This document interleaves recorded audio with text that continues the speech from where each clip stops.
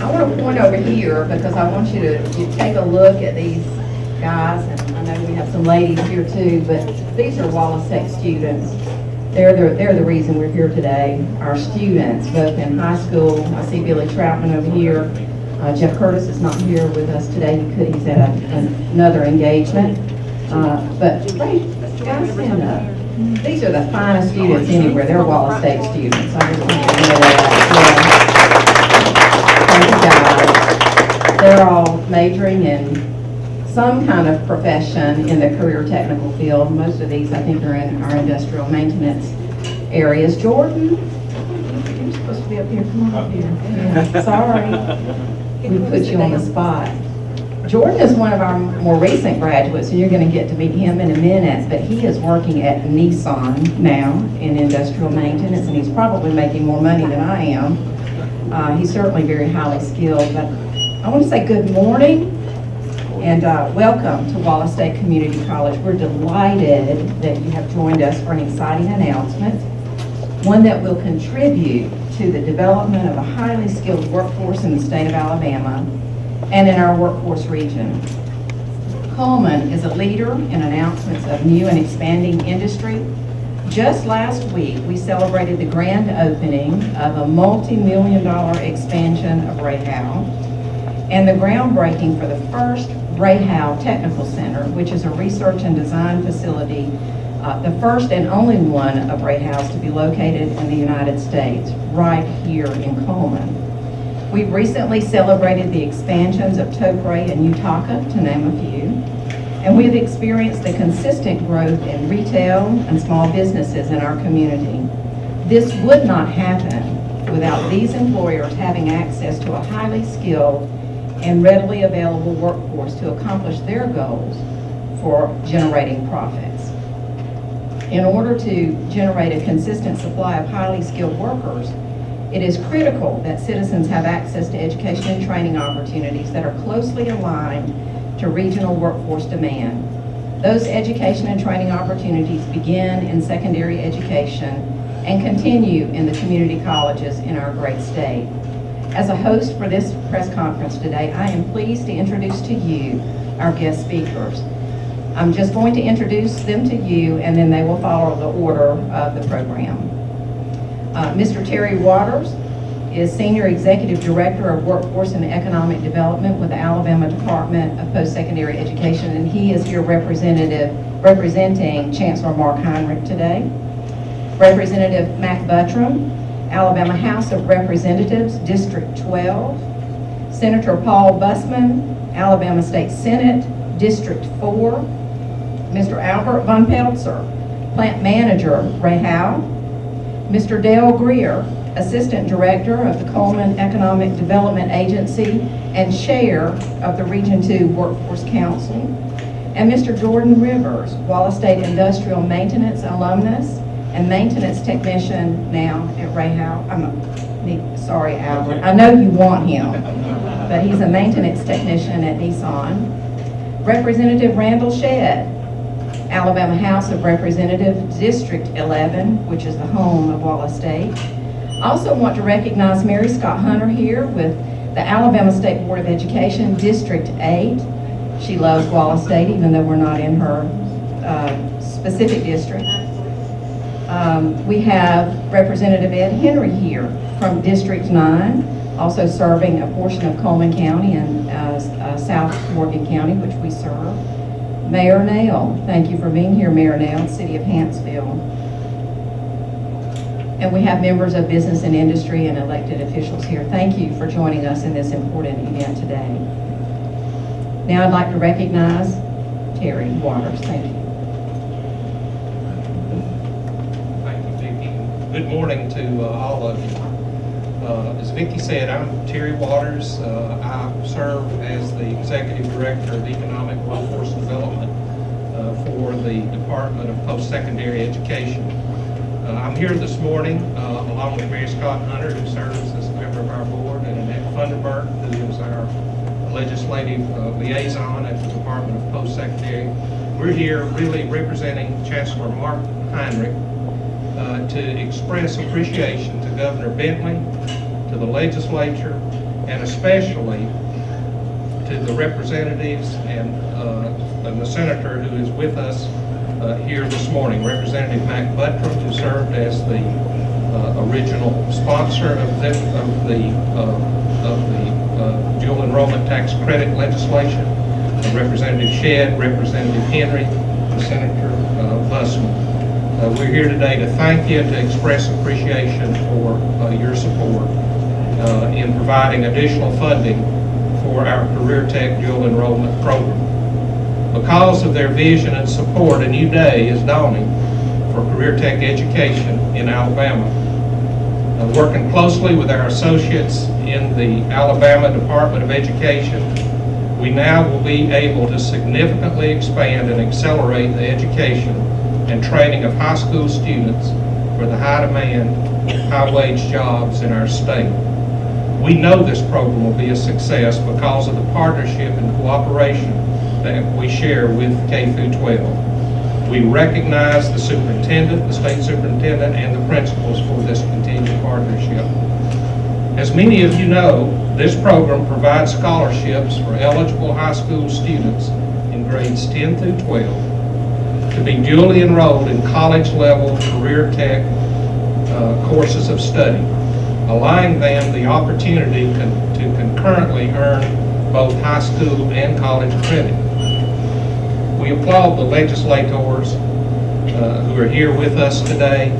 We're recognizing them, thanking them for including in the fiscal year 15 Education Trust Fund budget a new $5 million line item appropriation for the Career Tech dual enrollment program, and for enacting the Alabama Future Workforce Initiative that potentially could add significant additional funding for the program. You'll hear more about that in just a few minutes as our legislators speak.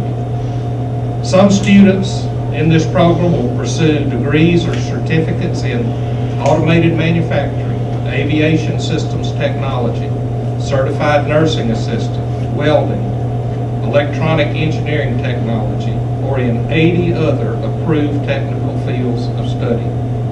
Upon graduation from high school, these students will be afforded several options.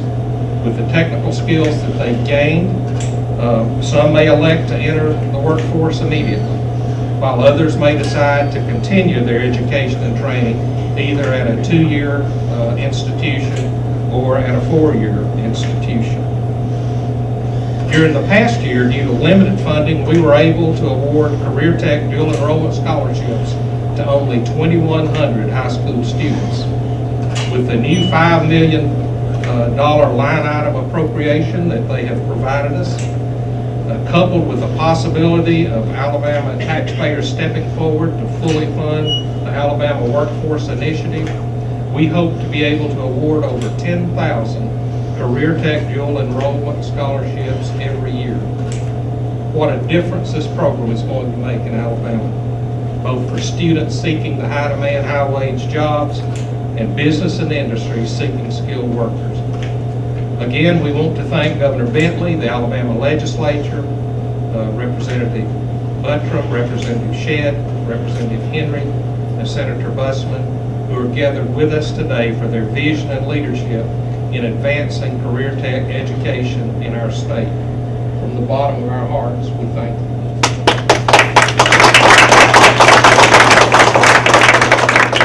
And I'll say this in closing. The Alabama Community College System pledges to be a good steward of the funds with which we have been entrusted, and we commit to moving forward rapidly to expand the Career Tech dual enrollment program. Thank you very much.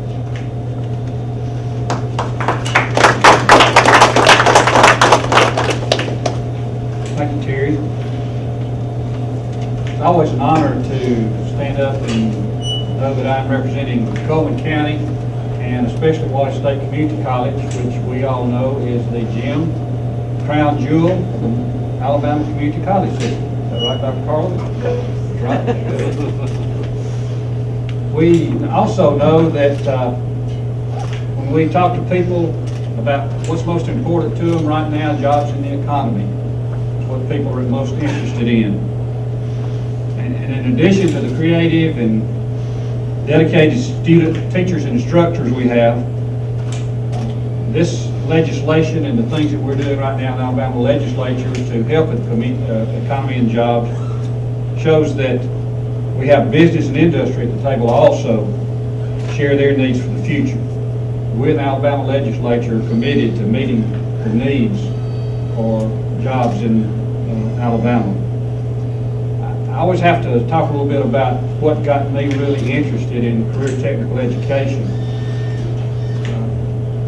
A good friend, Mr. Gary Warren, who died earlier this month, a young man, younger than I, but a good friend for many, many years, was on the State Board of Education. And Gary brought to the State Board of Education the intense desire to expand career technical education in the state of Alabama. A few years ago, as Mr. Troutman will testify, career tech was sort of going its way down. There's not much interested in it. And Mr. Warren coming to the State Board of Education brought a new emphasis on career technical education. And probably anything for the next few years that's going to be done in career tech is due to the hard work and the dream of Gary Warren, and I want to recognize him especially today. But Gary talked to me just a few days before the end of the 2012 session and wanted to introduce a $30 million bond issue for career technical education to update equipment in career tech. And there wasn't enough time to get anything through, but during the ensuing year, we worked on that. I traveled around looking at career tech centers, talking to folks, and the next year we were able to pass, in 2013, the 21st Century Workforce Act, which is a $50 million bond issue for career tech. Just in the paper this week, it talked about a health science program at Gadsden State, a CAD program at Gadsden, and health science at Piedmont. And I believe in our career tech program, we've got around $600,000 committed from that $50 million bond issue to help us update equipment in Coleman County and begin a new program in industrial maintenance in the Coleman Career Tech Center. Dr. Philip Cleveland, who came from this campus, spent time with Friday after the tornado 3 years ago, is the Assistant Superintendent for Career Technical Education for the K-12 system. Have the capable leadership at our Career Tech Center here in Coleman and at Wallace State. We had the desire to meet the needs of students and the needs of industry. Dr. Bias, I see unprecedented cooperation between K-12, Dr. Bias, Community College System, Dr. Heinrich, and the State Board of Education, the state businesses and industry. All these folks are coming together to do what we need to do to meet the needs for the future in Alabama. 2014, Senator Busman sponsored, and hopefully we'll talk about it a little bit, legislation creating the Alabama Workforce Council, of which I have learned today that Speaker Hubbard's going to make me his appointment to that council, so I look forward to serving on that, and I appreciate Senator Busman's work on that. But this program that we're talking about today, this legislation that was passed in 2014, is called the Alabama Future Workforce Initiative. And it's designed to help fill the unmet needs of Alabama employers. Those are already operating here and those that we are trying to get to come here in the years to come. Currently in South Alabama, there are around 900 welding jobs that are unfilled. Workforce industry tells us that they don't have the skilled and trained welders that they need to carry out the demands of that position. So without an investment and emphasis in workforce development in Alabama, our hard-earned economic growth is in danger of going away. We've got to keep that workforce in place. So this initiative helps to do that. It creates a $10 million scholarship program for students to participate in career technical education and dual enrollment programs across the state of Alabama. Now, the students who receive these scholarships will be able to graduate from high school either with or well along the way toward earning an associate degree or certification in their chosen technical field of study. Individuals and businesses can donate to this fund, and they receive up to a 50% tax credit for their total contribution. We've put a $5 million limit on the amount of tax credits that can be granted, which means it will produce a $10 million fund for those scholarships. If you add that to the $5 million, it is a line item for the first time for career technical dual enrollment. For the first time in 2014-15, there will be $15 million available for career tech dual enrollment programs in the state of Alabama. Up to 80% of the contribution can be designated for a particular institution and a particular program. So for instance, if an industry in Coleman County saw a particular need that they were going to have in the future, and that need was not being met presently on the local level, up to 80% of their contribution could come to Wallace State Community College for that particular program. So this gives industry a place at the table and a direct involvement in what happens with job training, career technical education in their area. As Mr. Waters has already pointed out, because of the lack of funding, a little over 2,000 students, only that many have been able to take advantage of some of these programs, but this will greatly expand that, as he has indicated. In addition to the Alabama Workforce Initiative, there is another $5 million in the budget for career tech operation and maintenance, which has not been there over the past few years. This is the second year we're going to have that. And because of my ability to be on the Education Budget Committee, I am determined that we're going to keep these two $5 million line items for career technical education, for the operations and maintenance, and for the dual enrollment programs, that we'll keep those in the budget.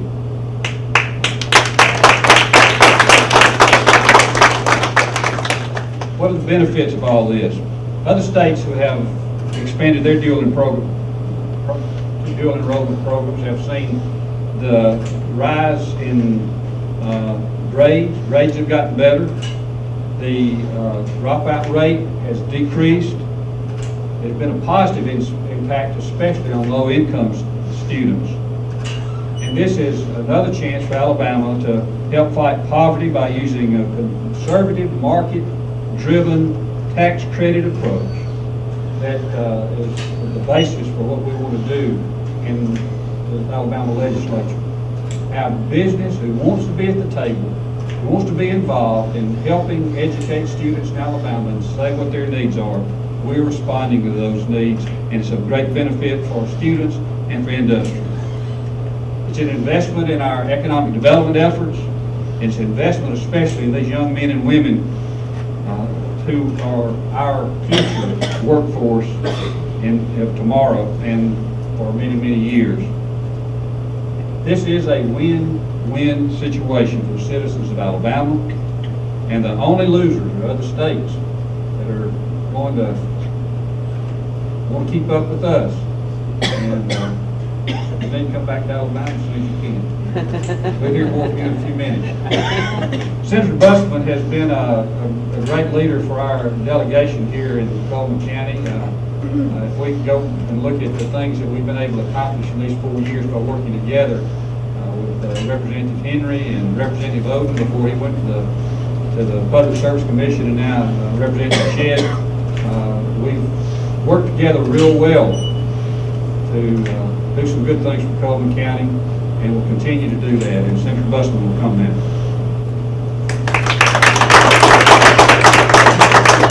Thank you, Mac. It's a good day in Alabama. It's a good day for industry in Alabama. It's a good day for the children of Alabama. And it's a good day for Alabama in general. One of the things that has been very important to this delegation has been jobs. Our prime concern is allowing our citizens to have good, high-quality, good-paying jobs in the state of Alabama. Our goal is to make Alabama the place to go in the world for industry and for development and research. That has been our goal. This is just one of the issues that we feel are very important as far as workforce development goes.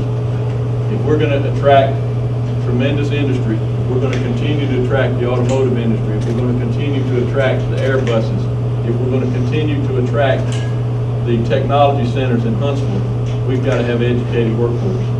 We've got to have a workforce that can handle what these companies are needing. And they have to know that when they come in here.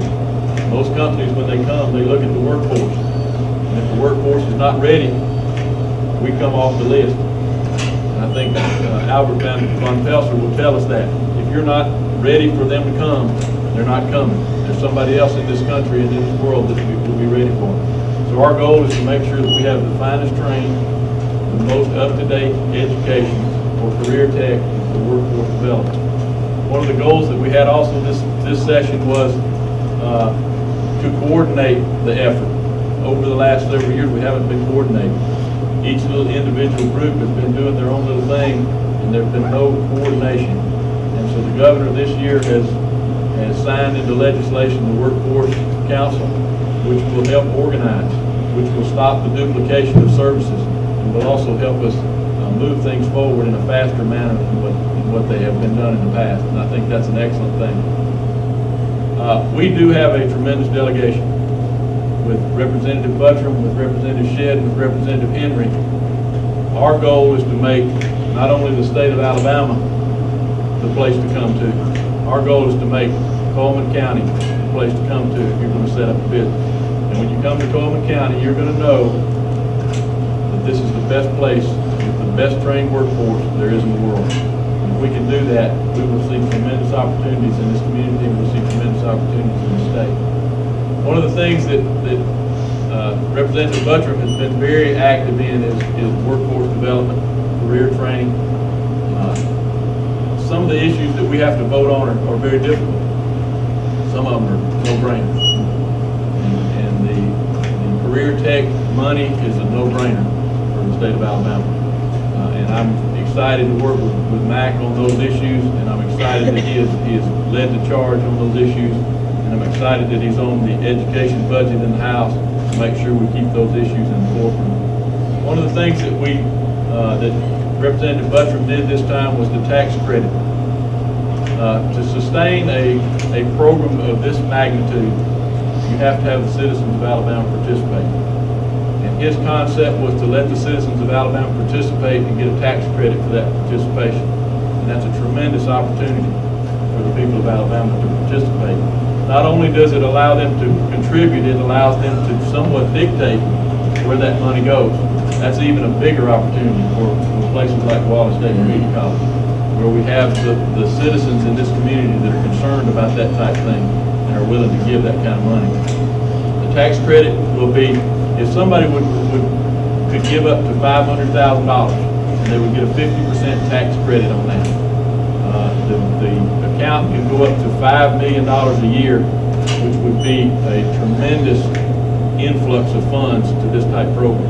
And if we can get that money, which I have no doubt we will fill that quota in the first year that we start, that's going to be a tremendous boost to the workforce development training and career training of the state of Alabama. I'm just excited to be a part of it. I'm excited to know that Alabama is on the forefront. I'm excited to know that the governor is an aggressive governor on jobs. And it's a joy to work with these people. It's a joy to work with Wallace State Community College, one of the finest community colleges in the country, with no exceptions. When I was here coming by, there was a photographer with me a couple weeks ago. As we drove by Wallace Community College, he goes, "What university is that?" And I just smiled and I said, "That's Wallace State Community College, one of the best colleges in the country." And we're very fortunate to have such a facility in our community. We're very fortunate to have leadership in that community college that is aggressive as the governor is aggressive. And it's very much a pleasure to work with all the different departments, economic development. We all work together. order to make things work, that's what happens. That's why Coleman and the surrounding areas do so well. It's a pleasure to be here. We look forward to an announcement of $5 million in tax credits in the very near future, starting in 2015. And now I'd like to introduce Albert Von Pelser to speak to you a little bit about Ray Hall.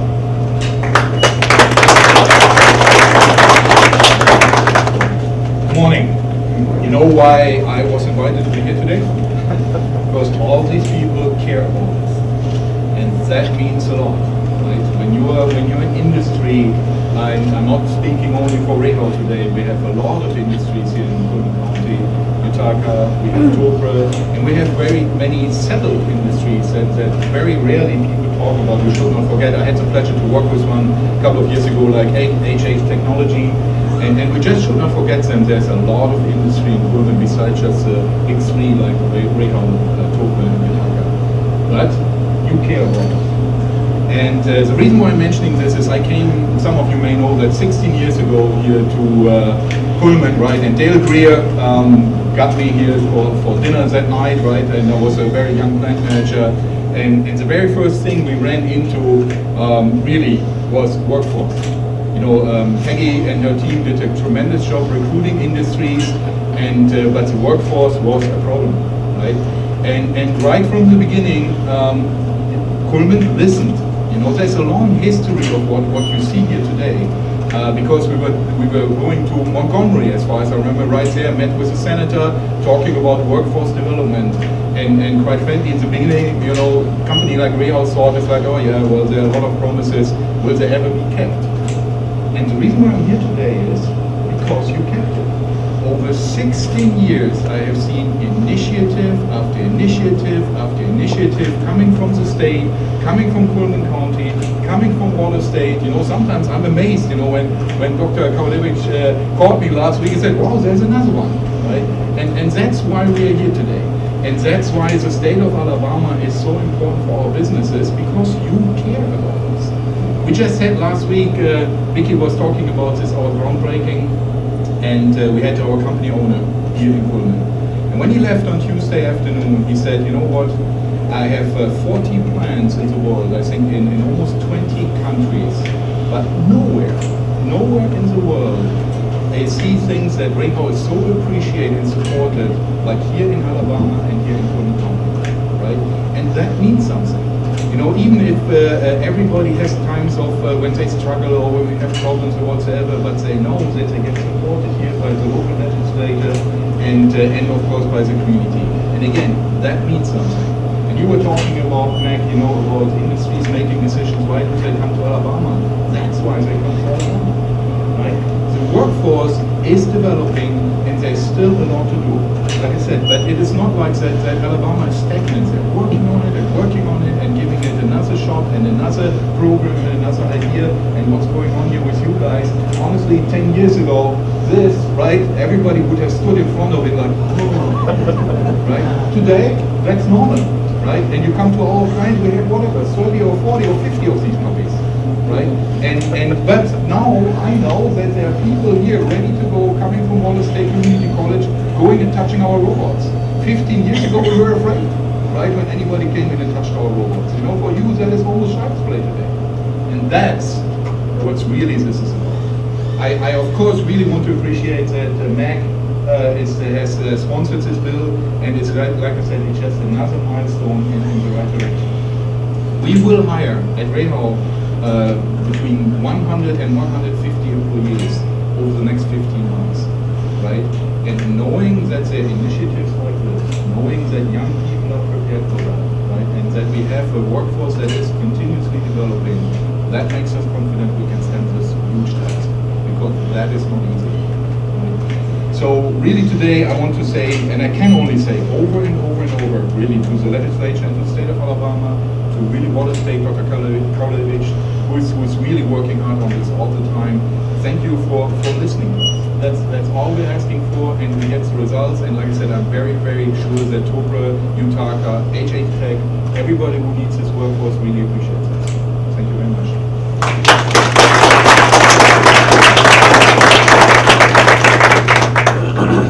We actually brought Albert here today because we are so proud of his southern accent. Most of y'all would not have understood him 16 years ago.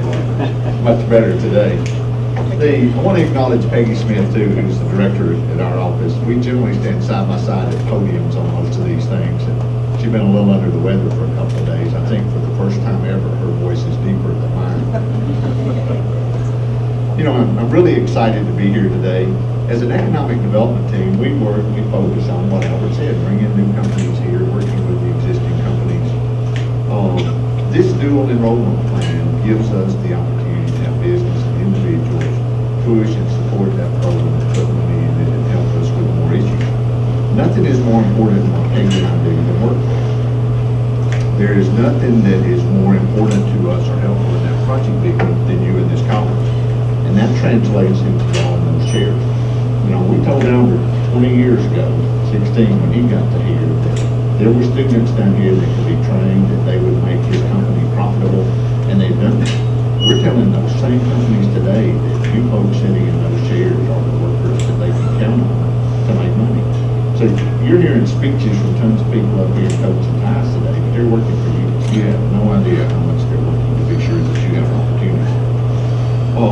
I see this dual enrollment plan also as improving in coordination between secondary and post-secondary, which I think is really, really important.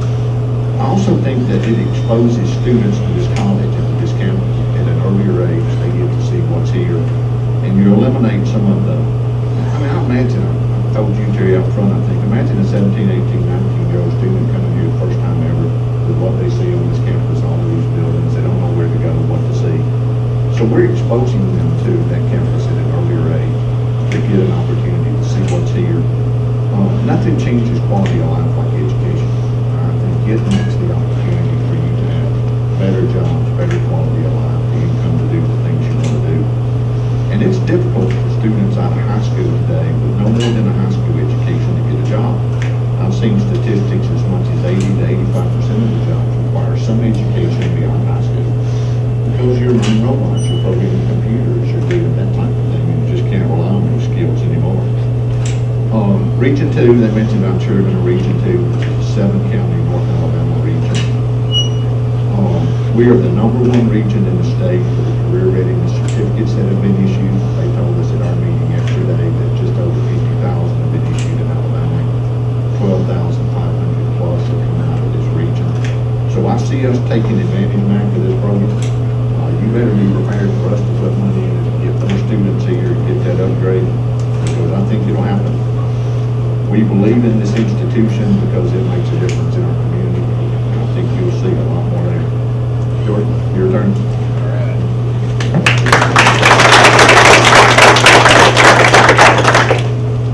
Well, as Mr. Greer was stating, I was one of those 17, 18-year-old students at one time, you know, walking down the halls of high school, not knowing what in the world I was going to do as a career. I did do dual enrollment. We didn't have the technical programs available at the time. If they would have, you know, I'd been more happy to get a jump start on what I've done here. Seemed like more of the emphasis was on, you know, getting that advanced diploma. You know, that seems like where they push harder, other than getting a standardized diploma. At the time they were talking about, you know, you get an advanced technical diploma, but come to find out, you know, I don't think that even come through. But as far as doing the dual enrollment, you know, I couldn't find it to be any more beneficial than, you know, guys sitting here in these chairs can tell you that, you know, getting 2 years head start, other than, you know, graduating high school, maybe, you know, 2 years of basics, you know, you can be in here programming PLCs or, you know, learn how to run these robots, you know, because there's, you know, times where, you know, I thought, wow, you know, I can't believe that I'm up here running something like that, and here I'm now 22 years old and working at a corporation that's known worldwide, you know, making $22 an hour, you know, not even a year out of college.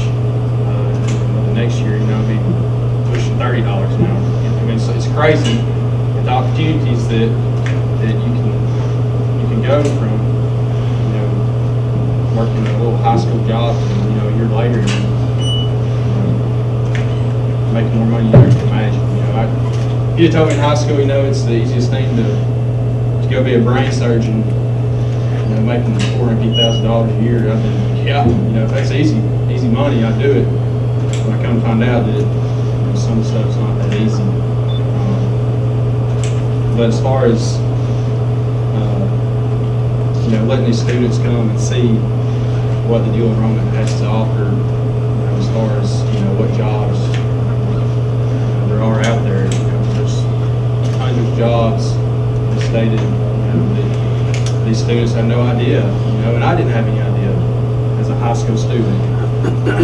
So I think it's very important to get those hallways in the high schools, you know, and you know, finding those kids that have the, you know, ability to want to take something apart, figure out why it's broke, or learn how to run a robot, program PLC, or, you know, just learn about electricity itself. You know,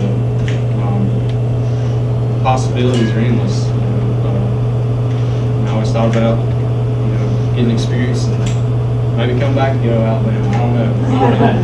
You know, I might not even be in the United States next year. I don't know. You know, from what I know, everybody tells me that, you know, you get 5-10 years experience, you have the ability to go anywhere and do whatever you want. And that's another thing I want to talk about is, you know, when I was about May to October, you know, I was talking to Joe about, you know, I was wanting to find a job, you know, something to, you know, get maybe to work study. And everywhere I looked was 3 to 5 years experience. 3 to 5 years experience. Well, there's been 3 of us so far to go to Nissan. I started in October as a work study, you know, and as far as experience, they didn't, you know, ask me anything, just asked me basic questions about this program. You know, and 1st of December, you know, 3 months later, I was hired on as a big tech, and you know, I'm living the dream. You know, some of these guys are here to tell you that, you know, they can't wait to get out and, you know, be making the money. And I mean, it ain't all about money; it's about being happy too. But you know, it's beneficial to see what you're doing here, take over, and, you know, something you can retire from and be happy doing. As far as doing enrollment, I think it's, you know, a great idea, something to get started and to, you know, get the kids' heads that, you know, you don't need an advanced diploma. Come out here and have be happy with your job and to make all the money you need or whatever. You know, you don't need an advanced diploma. You know, and I wish they'd have emphasized that when I was in high school. You know, I want to thank y'all for allowing me to come speak. Wasn't long, it wasn't 5 minutes, but, you know, I feel like I touched the subject. Thank you all.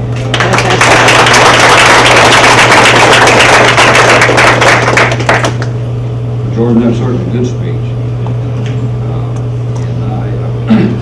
I'm proud to be here and thank you for the opportunity. I'm proud of Wallace State.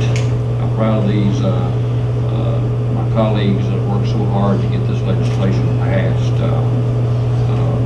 It's good to have this mayor in Huntsville, Alabama, and Dr. Carlix and the staff at Wallace State. We're so proud, and I'm proud to have this college in my district now.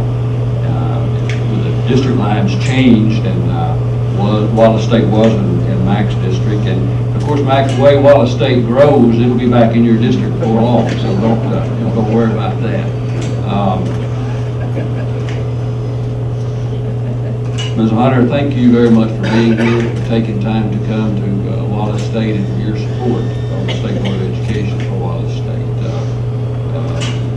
Jordan just explained to us why we're all here. And, you know, money, I think everything, when I was campaigning a little over a year ago, pretty much everything I started out with was, and I borrowed this phrase from somebody, I don't know who, but jobs is job one. And not only jobs, but you know, there are 2 phases of that. Dale and Peggy will tell you is to get jobs and then to get better jobs. And what this is going to do is provide better jobs for our folks. So it's just a great program. But let me say this, I haven't been in the legislature a year, been in 2 sessions in 1 year, so I'm wore out. But having been in the legislature for a year, I understand that a lot happens before it gets to the floor. And Senator Bussman, Representative Buttram, Representative Henry worked very hard to get this, to make it happen, because sometimes when it gets to the floor, if you haven't done your homework, it doesn't happen. So I commend you. I tried to do my part, and we'll be working hard to represent Wallace State and my district as in the next 4 years. But I commend you and thank you for your hard work. And you mentioned that we work well together, and we do, and I appreciate that. Joe Hendricks and the staff here, thank you for the work you do and the professional way that you train these men and women to go out into the workforce and create the economy that all of us enjoy in our great country and in our area. So thank you for letting me be here. I thank you. I've changed my speech now. You know, I've been in campaign mode, but since I don't have an opponent, I just want to say thank you to all of you for not running against me. That's my standard speech now. And since I don't have an opponent, I'm going to establish with the Wallace State Future Foundation a scholarship for dual enrollment. And we'll be trying to raise some here soon, Suzanne, so we'll be trying to spend money time raising money that would have gone to campaign fundraising maybe. So thank you for allowing me to be here. Thank you. I think you can see that Wallace State is very, very, very fortunate to enjoy tremendous support from an outstanding legislative delegation. And I want to say personally thank you to each of you. And Albert, you know, magical things happen when you sit down around a Chamber of Commerce table at a meeting. Albert will remember several years ago, he and I, it's probably been, Suzanne, about 9 years ago now. And Albert was making me aware of the fact that there's a tremendous disconnect sometimes between the goal-setting process of kids in high school, is that true, Billy? And the needs of business and industry. And we talked about the need to expose young high school, junior high school students to the tremendous opportunities that exist to make $22 an hour at 22 years old. I didn't even think about that when I was 22 years old. $30 an hour in a year? My goodness. I mean, you know, that's so as a result of those conversations with Albert, members of our legislative delegation at that time, members of the business community here, we applied for a national tech prep demonstration project, Mary Scott. And we started a high school on the college campus. We call it our Fast Track Academy. And we started around a major in advanced manufacturing. Out of that grew the CAUSE, Coleman Area Workforce Solutions project, which is sustainable now. That National Tech Prep Demonstration Project, which is the early college on the high school campus, Mary Scott knows that's the only one in the state of Alabama. It is now self-sustaining. We have more than 100, Diana, how many? We've got more than 100 high school juniors and seniors, both here and now at a second site at J.B. Pennington in Blount County, that are finishing their high school diplomas and their associate degrees simultaneously right here on the college campus. And it has become self-sustaining because parents pay the tuition that used to be funded by a grant, but also because we've been able to access dual enrollment funds over the last several years. Thank you for expanding opportunity for high school students, because it really has made a difference.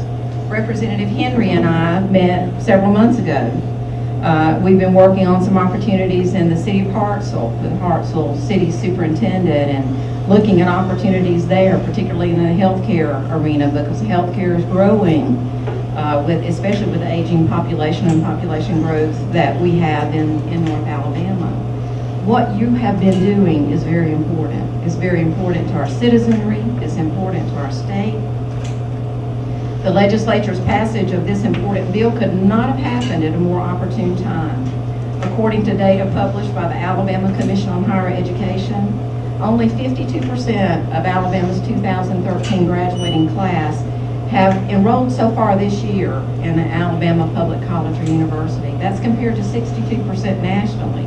So we have some work to do in the state of Alabama on improving the college going rate. Yet the jobs of tomorrow will require increasingly, and a majority of them, 85% of them, will require some level of education beyond high school, not necessarily a baccalaureate degree. Of the 40 high demand occupations in Region 2, Dale Greer here in North Alabama region, 27 of those require an associate degree. And all of those are hosted right here at Wallace State, all of those 27 degrees. Additionally, according to the National Student Clearinghouse study, and Representative Butcher mentioned that, poverty is the greatest barrier to educational opportunity for aspiring post-secondary attendees. Dual enrollment, especially in career technical education at our community colleges, is an ambitious strategy and will give our high school students a competitive edge because they are more likely to finish college earlier than their peers. If we are to enjoy a prosperous economy in our great state, it is essential that we increase the post-secondary education attainment rate for our citizens. Wallace State Community College Hansville is a leader in this state in dual enrollment. We have thriving partnerships with our high schools in our region. We have an early college program for ambitious high school students on our campus and at J.D. Pennington High School, where students earn their high school diplomas and associate degrees simultaneously in targeted career fields, and these students excel. I want to thank our legislative leaders, the governor of the great state of Alabama, Governor Bentley, for this bill, which stimulates private investment in public opportunity for our students. It helps bridge the gap between high school and post-secondary education. It provides opportunity for post-secondary education and competency-based skill development, which leads to earlier entry to the workforce for our young adults, and it is good for Alabama's economy.